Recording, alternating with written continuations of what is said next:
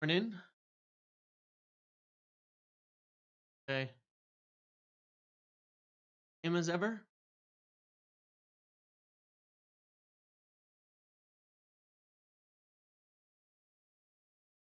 Up. Oof. Up the Reds then.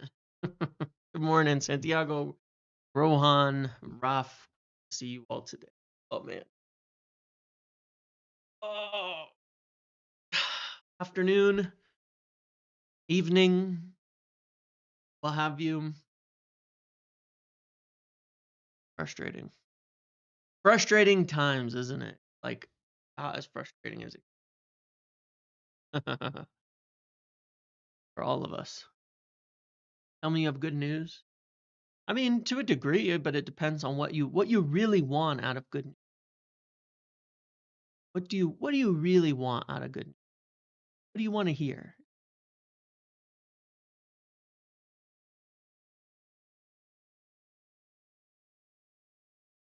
That's the real question.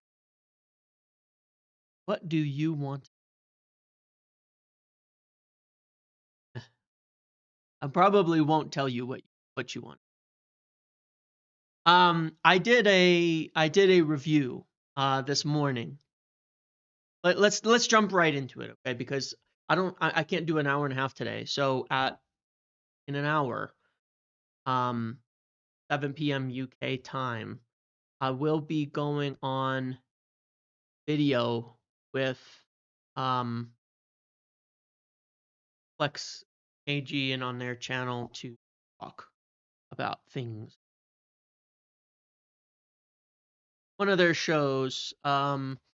So that will be fun. So I'll be doing that in an hour. So if you want to come listen over there, then I will be on United View in an hour as well.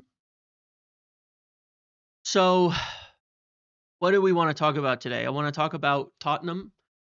I want to talk about Casemiro, the wages, what we're dealing with, Osimhen,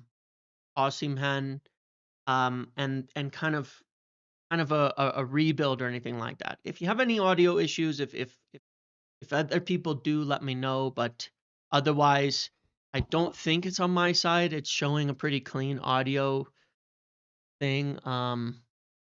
Says the audio stream bit rate is lower, but it always says. So if there's any special issues, I did a video this morning. It should.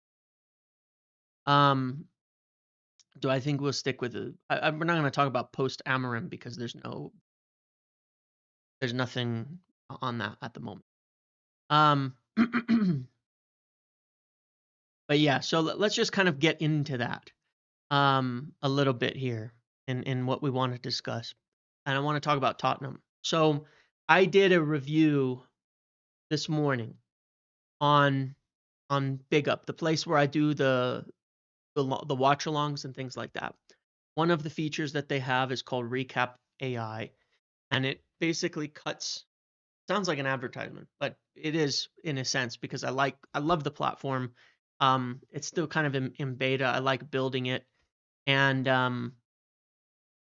it's got some cool stuff I can't do anywhere else. It's not monetized in terms of there's no ads or anything like that. And basically,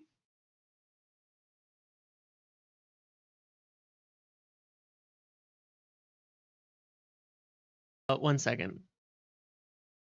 And basically, it's got it basically cuts up all the key moments from games, shots, corners, things like that, and then it gives you a replay of them.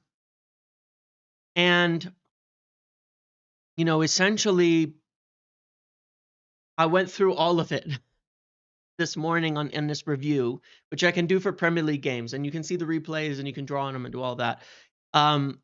We should have won the game against Tottenham, honestly. Like on the rewatch, it's almost more frustrating because there's no reason for us to be losing these types of games, honest. And I think it goes completely over the top, the talk, and it starts to talk about managers, and it starts to talk about system, and it talks about being all of that kind of stuff. They do have funding, yeah. And it's kind of crazy when you watch the replays of what happened in this game and see, you look at it and you go, it's just ridiculous. Like, it's ridiculous because most of Tottenham's chances were the goal they scored, which I'll look at in a second here, was purely down to an errors.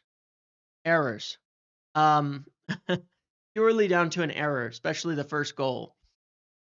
The second goal, not the second goal, they didn't score any goals. After that, every one of their chances is just like a random rebound that bounces to somebody and falls to them and they shoot. They had virtually no clear-cut chances after that first goal.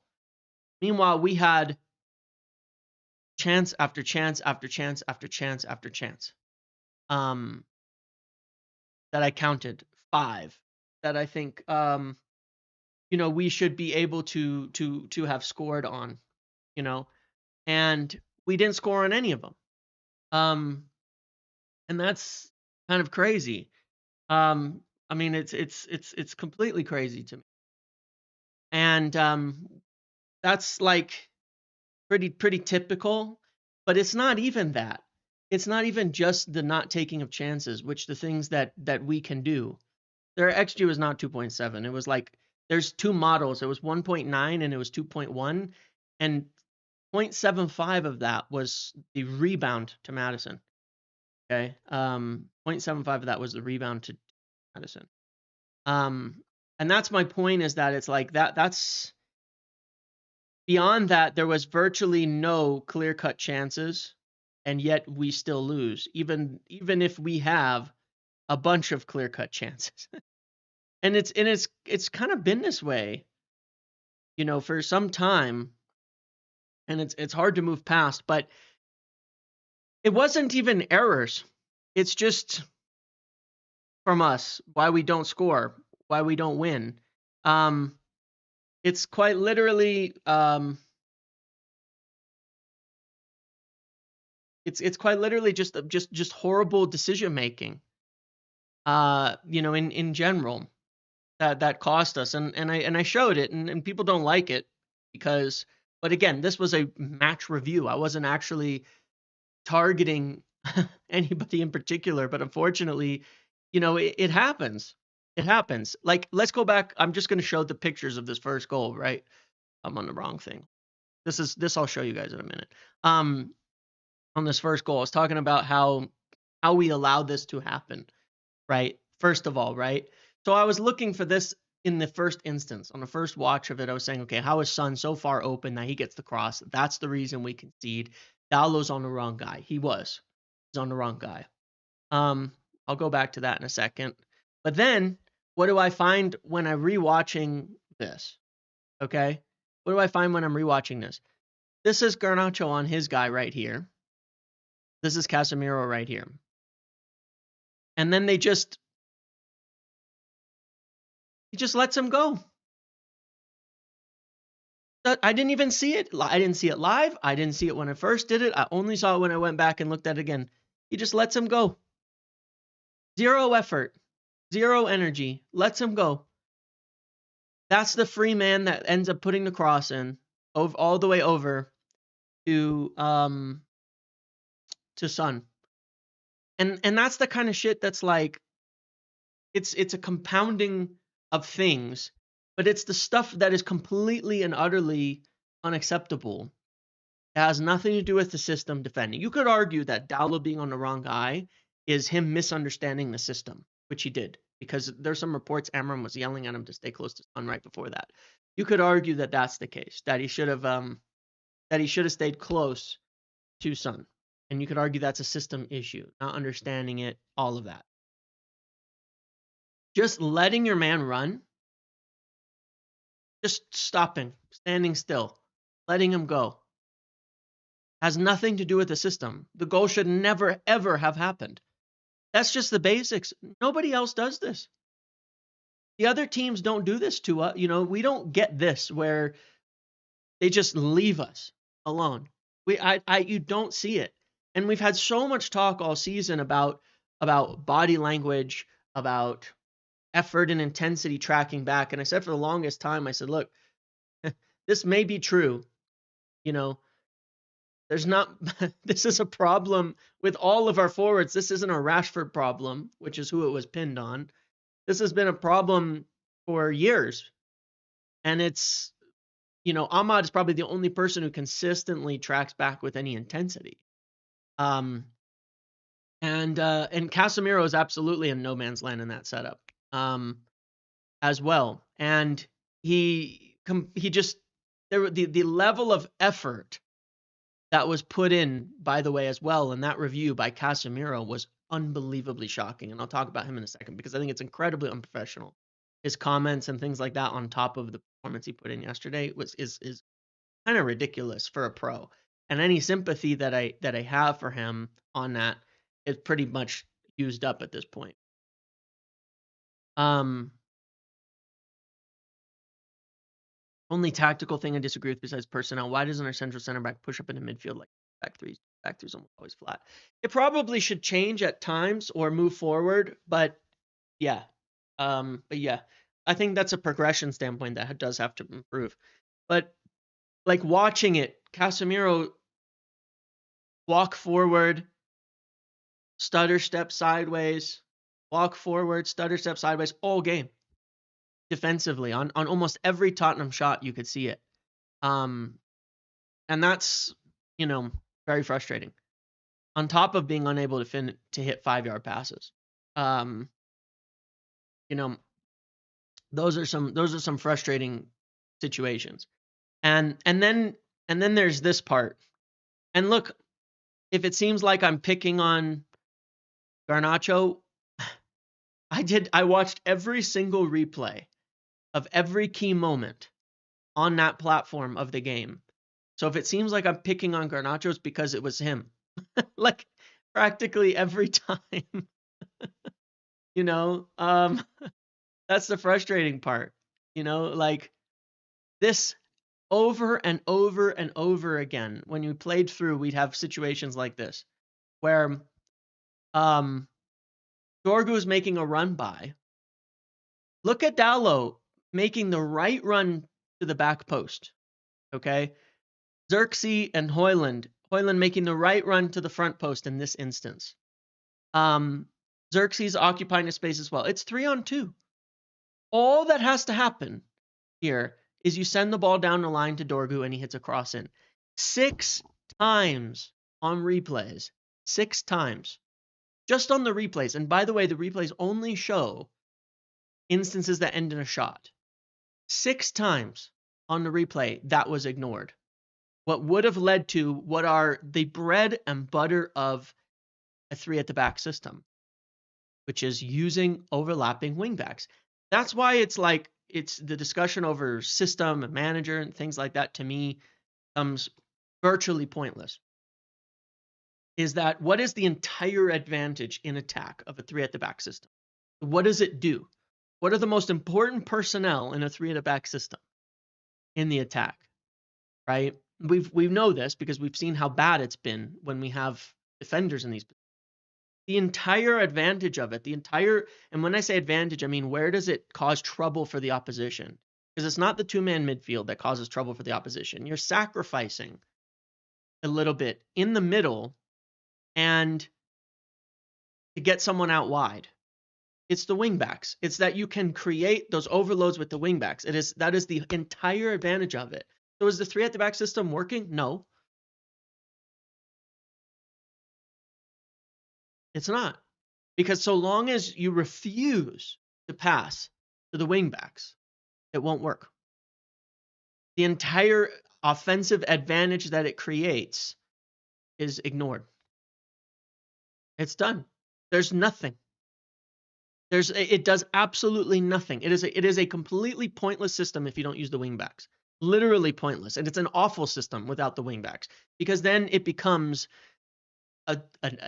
you're emptying the midfield. Emptying the midfield a little bit by going to a 2-man midfield. so that you can get more players in the wide areas and create those advantages, those overloads. If you ignore them, it does absolutely nothing. It does nothing. Then you're lost. Then it's a pointless system. And so yeah, it's a system issue if you completely ignore the entire reason for it. But there were so many chances to score in the utilization of this system. 5 chances that were blown. And that's just pretty much shocking. Yeah, well, it's correct. Look, 3 in the midfield versus 2. You're going to be overloaded in the midfield. That's just a fact. You're going to have less in the midfield, and that's counterbalanced by the fact that you can stretch them deep, because if they're in a back 4, you can have 5. And then they have to drop a midfielder to cover. They have to, just to make up the numbers. That is like the whole point of it. You're sacrificing one in the midfield to have more out wide. And that's the reality of it. If we can't use the advantages, then it's a bad system. People have to use it. But it was over and over, cut in and shoot, and I completely 100% do not accept that it's okay because it forced a goalkeeper save. That's what happens all the time. It's always forcing a goalkeeper save. So what? A save isn't a goal. You can make better chances by passing up the bad opportunities. You pass up the lesser chance to make a better one at the end of it. That's like kind of the whole point of the system, and what we're trying to do with it. You can't just take the easiest shot. You've got to pass up the easy shot for the better shot. There's tons of times when you could just pass up, when you could just shoot, and we have to stop doing that. The productive areas overlaps and cutbacks. I mean, that's easy goals, right? That's football. That is and has been for a long time. I mean, the funny part about all the analysis is in attack, it's not really any different to Pep's system. Um, um, um, yeah, it's not really any different to Pep's system in attack. They do it the same way, They go to a 3 at the back in possession, push up, fullbacks, or send one of the midfielders wide. We've seen that, if they have Bernardo Silva or someone in the midfield, he'll end up in the right wing spot or something like that. And he's been, and for years you would see him asking his wingers stay really, really wide. Well, the wingers are the wing backs. In attack, it's the same difference. It's overlaps and cutbacks, underlaps and cutbacks. Same things, one after another. And it's the same thing. So there's nothing wrong with it. I mean, the midfield looked pretty bad yesterday, especially with Casemiro in there. But when you watch the actual moments, it's entirely because of entirely because of how slow Casemiro was getting around. Pep teams go 2 at the back in possession at times, and we saw, like with Lissandro and Yoro, especially in the second half of Leicester, that as we get better, that one of those center backs continues to push further and further forward in the press and score goals, which Lissandro was doing. So yeah, it's the same concept. A lot of it is really not that different than how a lot of people have to play. So, Amram has to fix that. If there's a biggest critique of him, is he has to fix that. And the biggest thing for me is I still say I don't think it just stopped putting Bruno deep. We've stopped scoring goals since he moved Bruno away. It's gotten worse and worse since Bruno's been moved from that front 3. Bruno was our leading goal scorer. He was having like a goal and assist every game until he was moved deep. So that's on him to fix that. If he moves Bruno forward, what I would like to see, and I think makes the most sense by far, that Amram needs to get right. He needs to fix this season. He does need to fix it. is he should put Bruno up front. Bruno, Xerxes, and then you can have Garnacho or Højlund being a road runner if you need them to. And in the deeper areas, just play Ugarte, Ollier, Hone, whatever. Just mix them in and get Bruno back into the attack. Because it's not making our progressions any better. I don't see how it is helping us.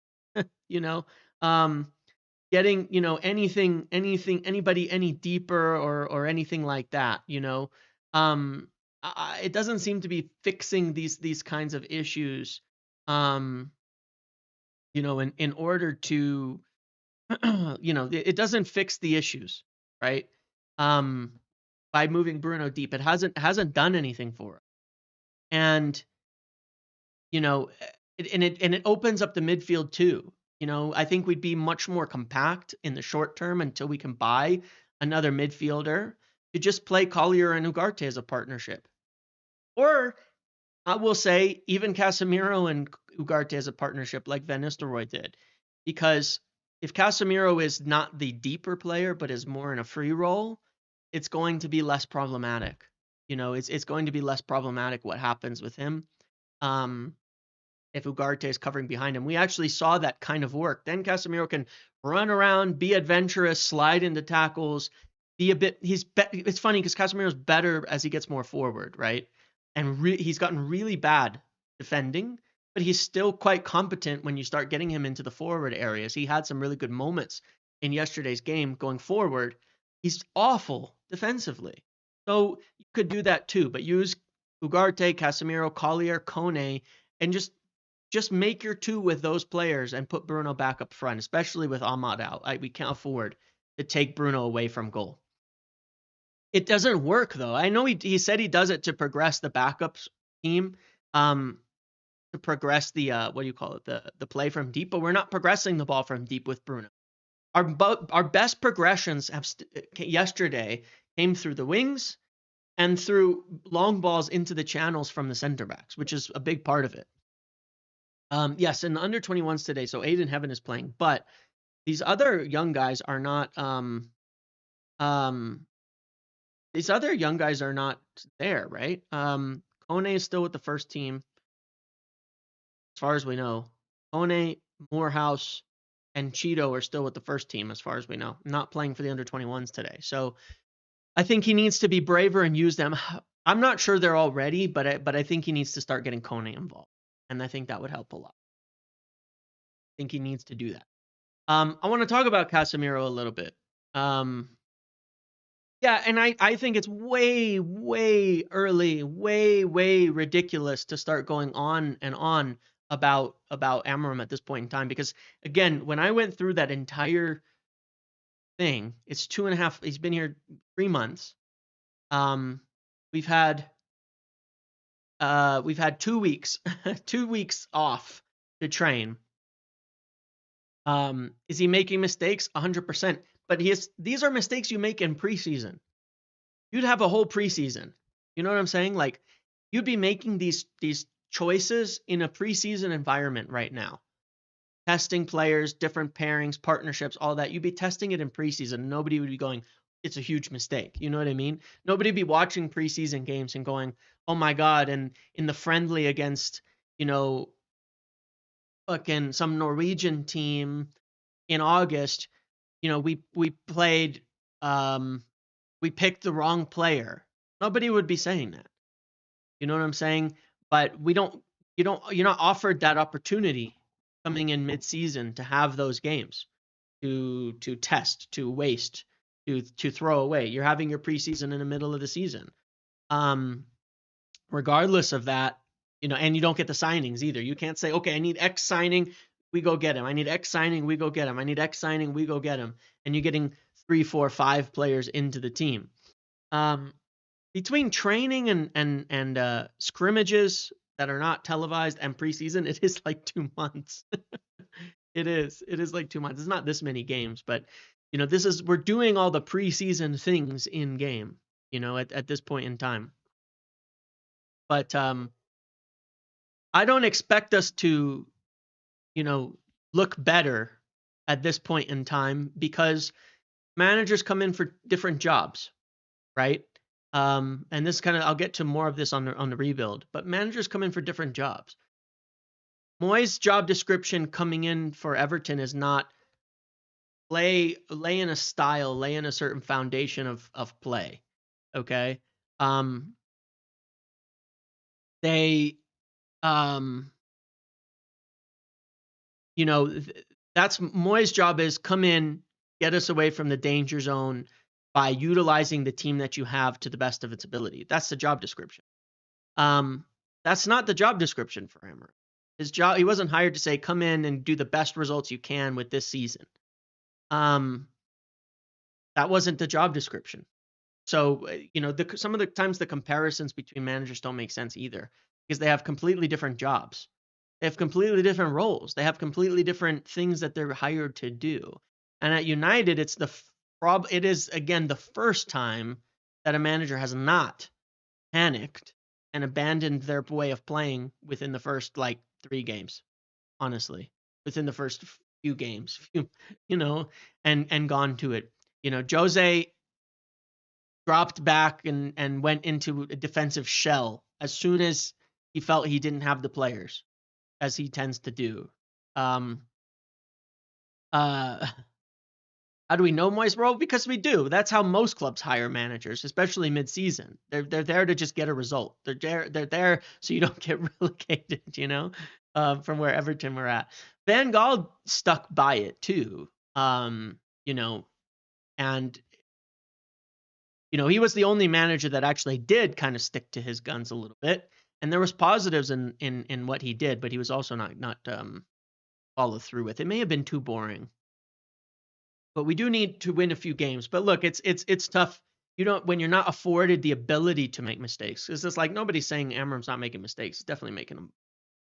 I said against Leicester, he made huge mistakes with the selection. Like with flipping the wing backs was awful. It was so much better against Tottenham by flipping them the right way around. It was so much better from the wing backs. They were actually getting into good positions and things. He made a huge mistake there against Leicester. But it's that you have to be able to make those mistakes. You have to be able to make mistakes, and we're just not at a point where we can. But with Casemiro, I said before the game as well, I was like, look, here's the thing. He's our number one player on wages, right? Number one on wages right now is Casemiro. Highest salary at the club. And at some point you just have to go what the fuck, man? Step up and be a professional. Step up and be a professional. Step up and you're sitting here taking a massive paycheck every week. You're not part of the plans. You put in shit performances and then you say, I'm happy to stay. We love it here. Thanks. But you're a football player. You're an employee. What the hell? And you come in and put literally zero effort into it sometimes. When you look at our wages, it's crazy. Top at the club can't be bothered. And I'll talk about this on the wage structure in a minute. But Pop can't be bothered. Third, out injured all the time. Sixth, actually he would be second on loan, out injured, leaving. Rashford would be up there. He's on loan, so now it's down to that on his wages, but he'd be in the top wages. He would be in the top 10 wages. It's unbelievable. No, 100% Casemiro gets blamed for yesterday. 100% he gets blamed for yesterday. He was awful, and there was effort. The number of times I went through replays, and he's like, this is a professional footballer putting in as much effort as I would put in on the pitch. If he's not that fit enough, then he's not doing his fucking job. He's not that old. It's his job to maintain his own fitness, not amble around. It's his job. He's not that old. He's younger than me. He's 32 years old. But act like he's a grandpa. He's 32 fucking years old. I could have run around with more energy than he did in that game. There's a 32-year-old doesn't just suddenly stop running. Can't run, can't play, can't put in a sprint once in a while. No way. And if they can't, then that is a lack of professionalism. You have to be able and that's where I'm like, it's just ridiculous. You have to be able, you cannot sit there and say, you know what? I'm 32 years old. I'm a professional. I'm getting paid a lot of money. This is my job. It's your job. I don't care where you are in your career. It is your job. You are under contract. Be a professional. Like, come on. Be a professional. That's ridiculous. Rooney couldn't, but he left. Left and he retired young because he knew it. But Rooney been doing it since he was, 16. And Rooney, when he did try his hardest.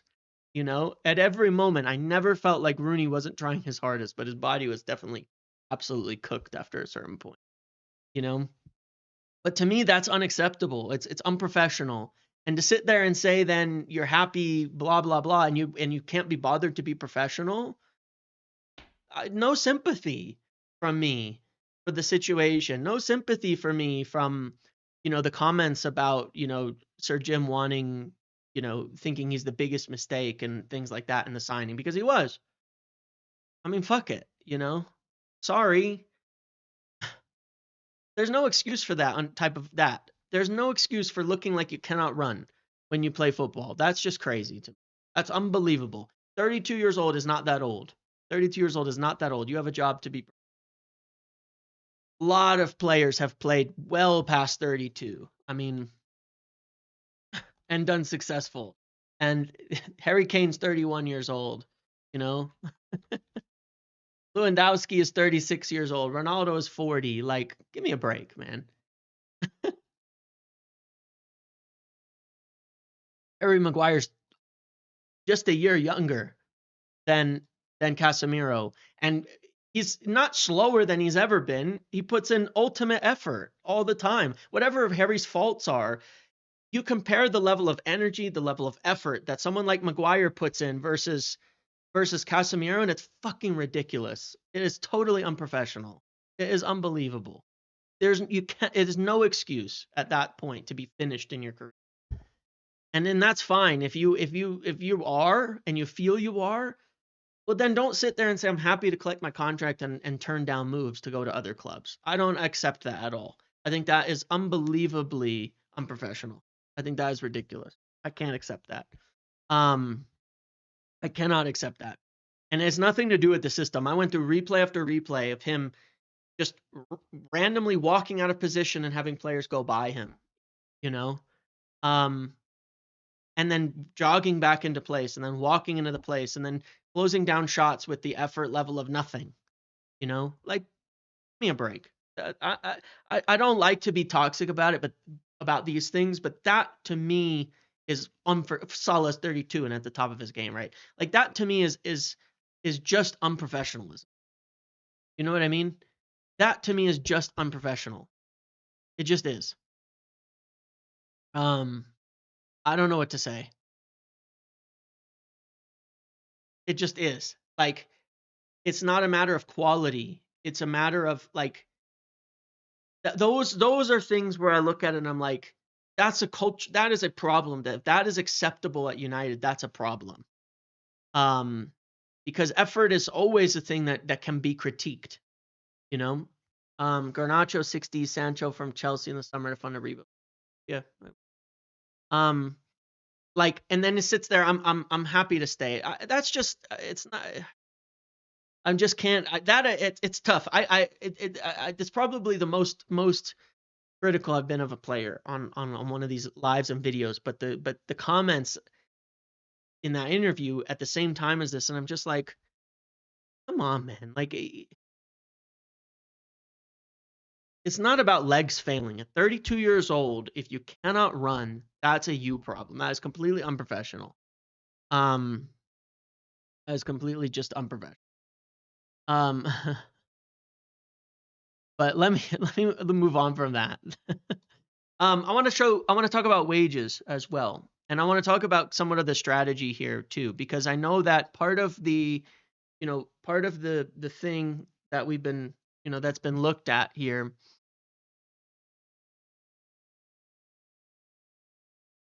This one on is, what happens? What happens if we don't get Europe this year? And what is happening with the whole process overall?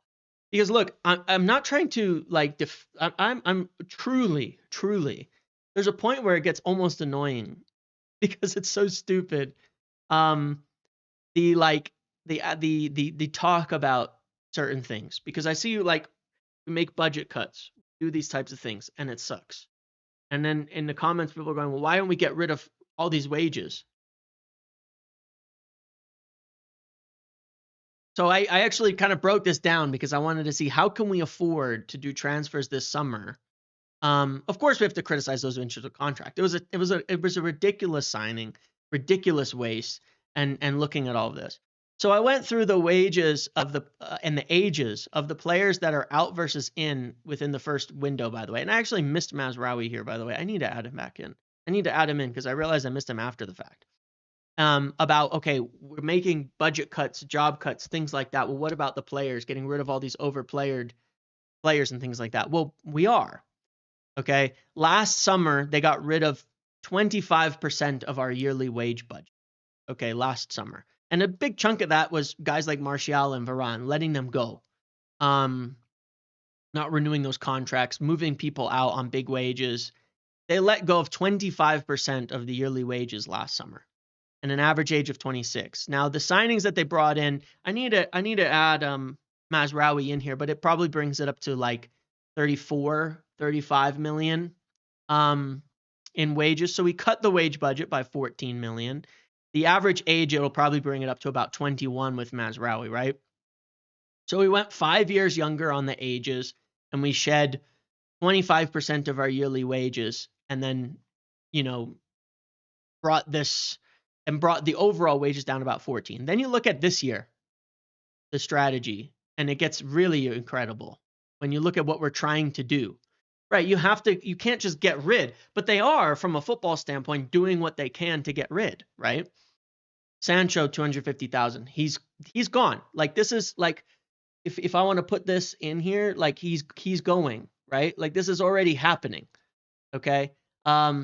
Ericsson is walking as a free agent, gone. 200,000 a week. Lindelof, 150, gone. Evans, 75K, gone. Heaton, 50K, gone. Then you have these three guys who are on loan. Rashford, not gone technically, but 90% likely, and there's a good buy option in there. Antony, with how he's performing, pretty likely to go. Malacia has a very, very affordable option. So if he plays any football, I would imagine he goes, right? And then, so you look at that and say, now there's 62 million more wages gone with the moves that they're pretty much guaranteed to make this summer. Okay. And that is another 37% of our wages. 1/3 of our wages. And look, this is what's insane. Look at all these names. Are any of them doing anything for the club right now? 37% of our wages. Are any of them contributing? Most of them aren't here. Have any of them contributed to the team right now?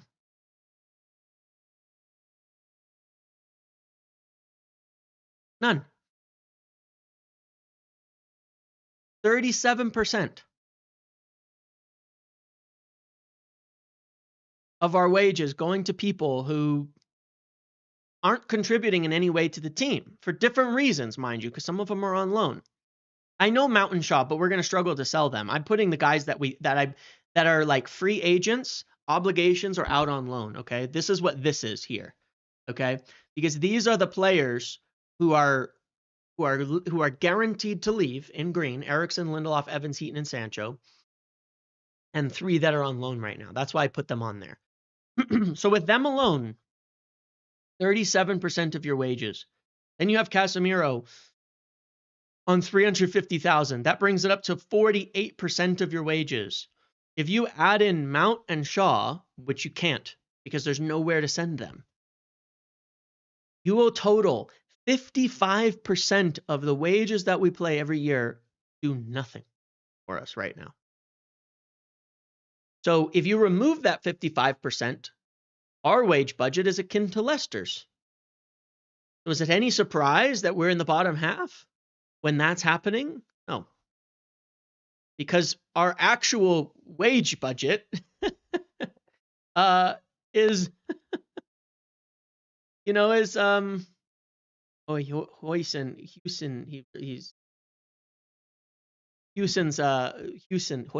is 50 million for his release clause from Bournemouth. Good to know. But 55%, it's actually a little more than that. It's a little more than that. It's because each of them is, it's like 58% of our wages. 58% of our wages are fucking useless for one reason or another. That's crazy. For sometimes some of it's their fault, some of it's not. The center back from Bournemouth would be a really good player. It'd be hard for us to get, but good. But this is who's leaving, and you look at the average age, and it's 30 years old.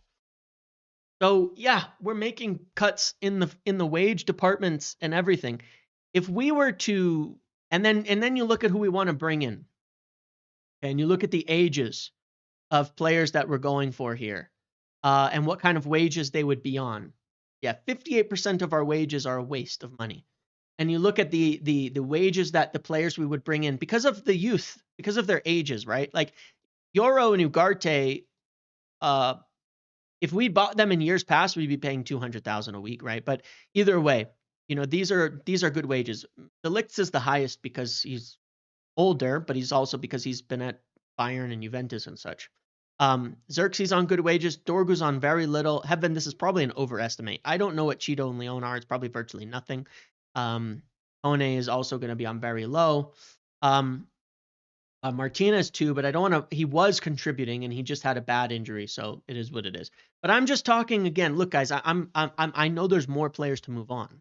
I know there's more players to move on. But what I'm saying is these are the guys that are not doing anything right now. See, these are the guys that are not doing anything. If we move these on and we bring in more young players, Kenda would be on like 50,000. Yeah, look, Heaven's probably on way less, but I don't know what Cheeto and Leon are, so I just left it at 20. It's probably less. But by the way, we signed 10 players. I don't know if people realize that. We signed 10 players between summer and January. Narratives are a funny thing. It just so happens that a lot of them are young.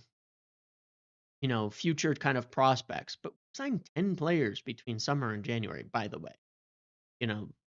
Not like we haven't been working on actually rebuilding and retooling this team. We signed 10 fucking players between summer and January in 2 windows. That's a lot of players to bring in. Actually a lot. It's just 4 of them haven't made it into the first team really yet, but they will. They will eventually, and that strategy will likely continue. But yeah, 62 million wages shedded minimum. I think 80 million if Casemiro goes.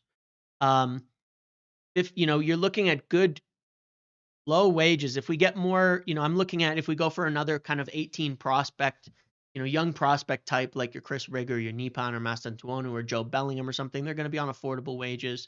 If you go for a Braithwaite or a Doyson or someone like that at center back, they're going to be on pretty decently low wages. If you get someone like James Trafford for a goalkeeper, they're going to be on decently low wages. If you get someone like, again, Kenda, the biggest wage where I really think we need to spend some money is on someone like Osimhen. Yeah, Lusail. There's others, but he hasn't been around the first team environment yet. So I included these because they've been around the first team environment now. I don't think Braithwaite will be double that. No. I don't think Braithwaite's going to be getting 150,000 a week. Like, you have to realize nobody gives out those kinds of wages but us. Liverpool had most of their best players on 100 to 125,000 for a long time. Like besides Salah and Van Dijk, like a bunch of their players were on 100 to 125, and they're better. They're more established. Maybe it's 100,000. I don't know. But these are example names, right? These are example names. But if we continue this trend, then overall, between the 2 years, we'll be able to cut 80 million a year from our wage budget. So yeah, the cuts are hitting football too.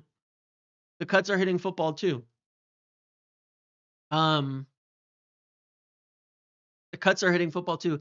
Maybe they said 150. I don't usually believe those reports. There was something saying it was 150, and then there was counter one saying that it was actually a lot lower that he had accepted from United. That was heavily inflated. I remember because asking some people at the club about it, they believe that wage report was way high. That's why I went lower, like significantly higher, like maybe 100 to 125 would be realistic, but that would be okay. Osimhen might take less too. Yeah, I'm just giving a big one there. But the point is that with the savings here, there's sales and there's profit and things like that to buy players, but you'd be able to spend the money, and you're talking about bringing in young players on lower wages, yearly expense a lot lower, and that will allow us to spend on what we need. Is there more potentially than this? Of course. Maybe we might have the space to get another another decent 10 in. Maybe we sell Garnacho or we loan Hoyland or something like that and we get another 10 in. Maybe that's the case too. There's options, you know what I'm saying? Like there are definitely possibilities, further than this. There are definitely possibilities that are further than this moving forward. But there is a strategy here that makes a lot of sense where with the budget cuts, with this, you're able to spend what you need to spend to build things back up and build a team of young players and overhaul the squad while you're spending less money every year and you can actually afford it. So it's an obvious strategy to me that's kind of coming into place. It makes a lot of sense, and I think we'll keep doing it. I think we'll get a couple of senior players in like we did with like the Ligt and Mazraoui where they're moving towards 25 and up. But not a lot. And we'll still get young players and we'll still get them on good wages. But this is the way that we can afford players even if we miss Europe, unfortunately. This is why. We could do that. So yeah. So we'll see. We will see. But that's what we can do. Now, a report came out. It was not actually yesterday, by the way. Again, talking about media literacy, stupid things like that. This report about Osimhen comes from the best reporter in Turkey. And that's not like a silly phrase or anything. That reporter from Turkey is very reliable. He's a very, very good reporter, very top reporter for any Turkish kind of news. Genuinely a extremely reliable reporter that is viewed as almost essentially like a celebrity, kind of like Fabrizio is in Turkey for the news there. Osimhen is obviously in Turkey at this point in time. And he said essentially that United had already proposed, offer a contract to the player, looking at lining up for summer, that we want Osimhen. Now, the video where he said this was not after the Tottenham game. That's what's very funny. It was 2 days prior to the Tottenham game, actually. It came out on Friday. So, like, this is where I say media literacy. This was not spin, one, because I doubt United are telling some guy in Turkey, hey, put out some news that we want Osimhen, right?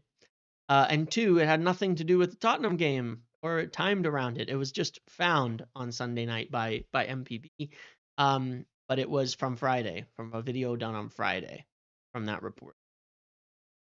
And yeah, so it's an interesting one. And the reason that I think it is also very interesting is, I think I shared on a live like a week ago, 10 days ago, something like that, that as far as right after the window ended, actually, I think it was closer to the beginning, I said, look, they know who they want.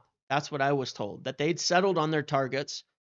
Despite what people want you to believe, the work goes on all year. They've had the whole year this time to be prepared.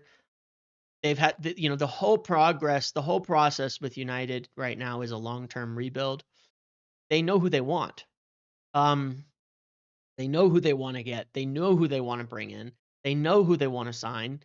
They have their targets settled. I shared that a little bit ago, and I said, so if good reports start coming out, I'm going to start believing them on the names. If they're matching some of these names that we've looked at, I'm going to believe them if they come from really good reporters, because if United know who they want, the only reason they'd be talking to these people at this stage is because they're trying to line deals up. So we had Kenda on our list, and Ornstein says we're working on Kenda. Good. Kenda's our top target at wingback, and potentially it's close to being done. At striker, where we've had good reports on 2 players right now, Osimhen and Delap, right? We've had reliable reports on those 2, I think, at this point in time from good sources. Now, between the Athletic and that in Turkey.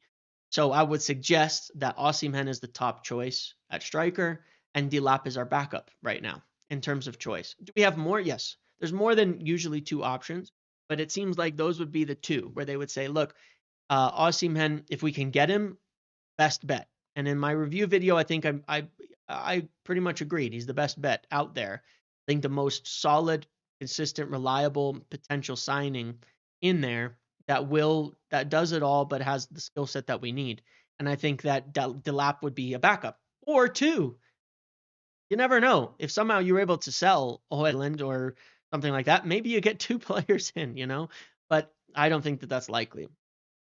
I think with Kenda coming in, they'll move Dallo on. No, I think it'll be Kenda and Dallo, and it'll be Dorgu and Leon. We don't have other fullbacks. Shaw is a center back if he ever plays again. And Malacia is leaving, so we would have to sign another wing back. We sold Dallo at that point. And I think Dallo is rated well as a squad option. So there's that. But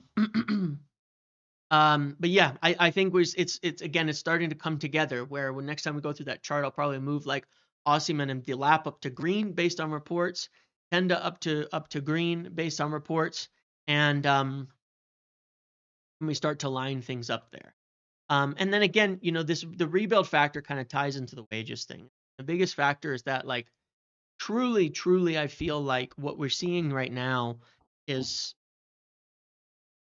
for the first time in I don't know, 13, 14, 15 years is not papering over the cracks. Mazraoui is also a center back.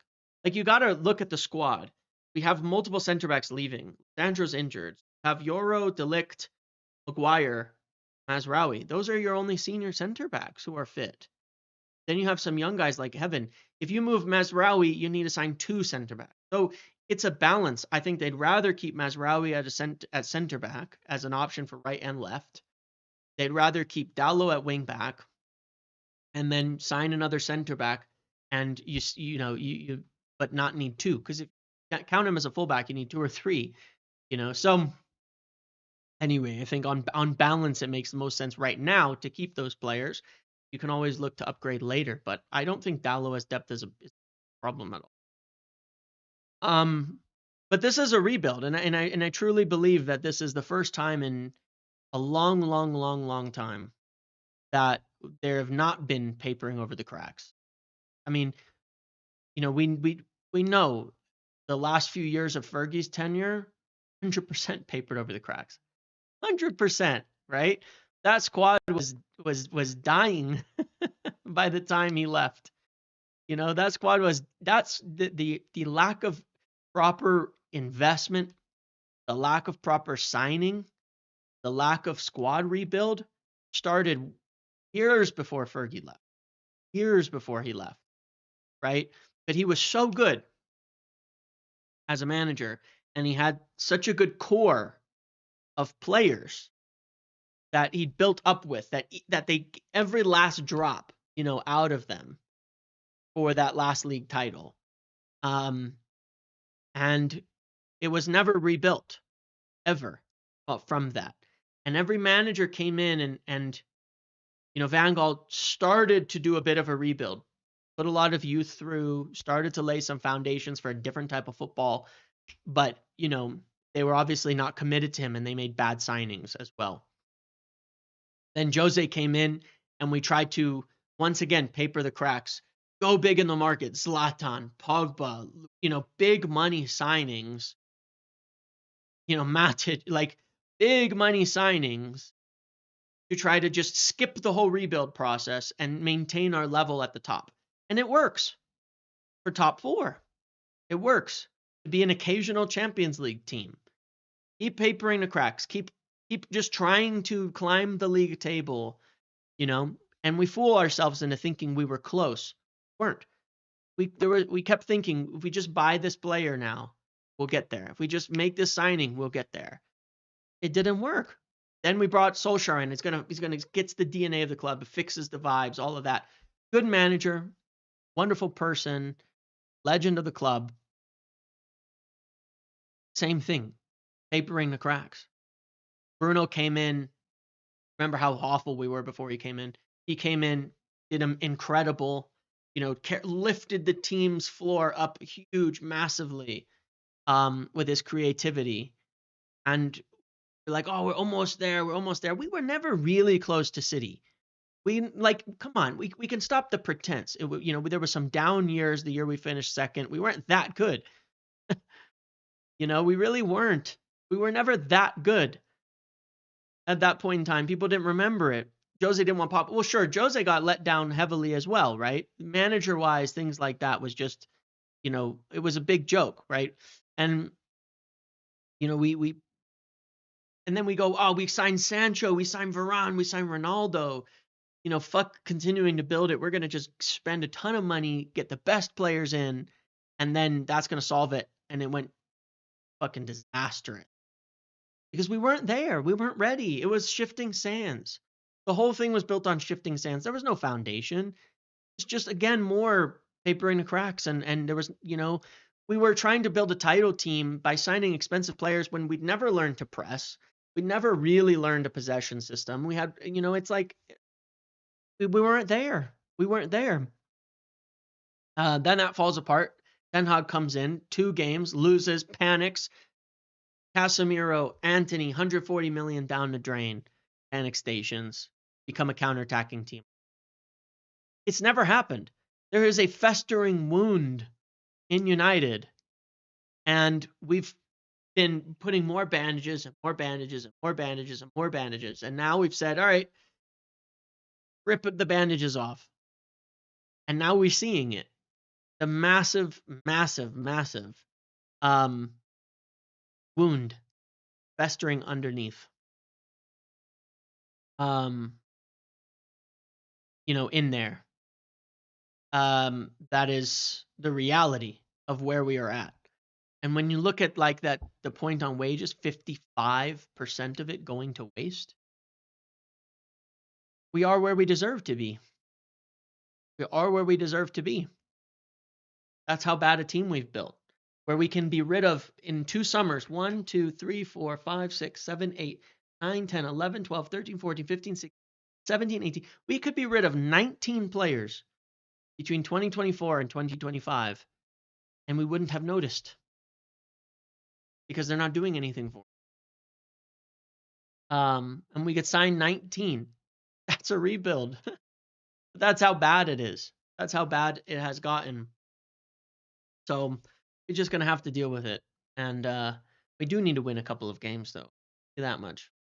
Really do need to win a couple of games. We do need to win a couple of games. And I think we've all, of course, myself very much included in this, I've just too many times fooled ourselves into thinking we just need to do little things and we'll be there and not commit to this. We don't need to tear it all down. But we did. We never have. Well, now we are. I mean, people have been asking for a rebuild. People have been quoting open heart surgery.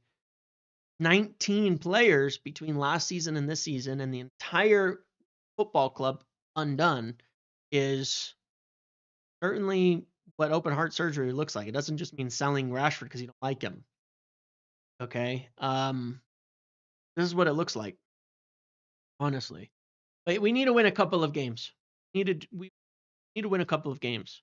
Yeah, honestly. And the thing that is kind of ridiculous, a little bit ridiculous, right? That I go back to, by the way, where I very much like their strategy, for what it's worth, is how many players did Ineos sign that are in the top 10? If you add in Marcus Rashford, Anthony, and Sancho. 1, 2, 3, 4, 5, 6, 7, 8, 9, 10, 1. They signed one player in our top 10 of wages right now, and the rest of them are mostly down here. Xerxes, Yoro, Dorgu's way down here. It's the right strategy. It's the right strategy. You know, that is the right strategy.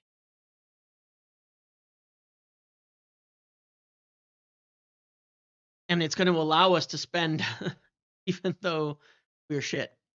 So yeah. But anyway, that's what I have for today. I'm going to go over to the United View in about 10 minutes here and join them for a video, a live there in about 10 minutes for the red carpet. I will see you over there, hopefully. Should be fun. And thank you for hanging out with me today. I got to go. I'll see you there. Have a good one, everybody. Good luck. And thank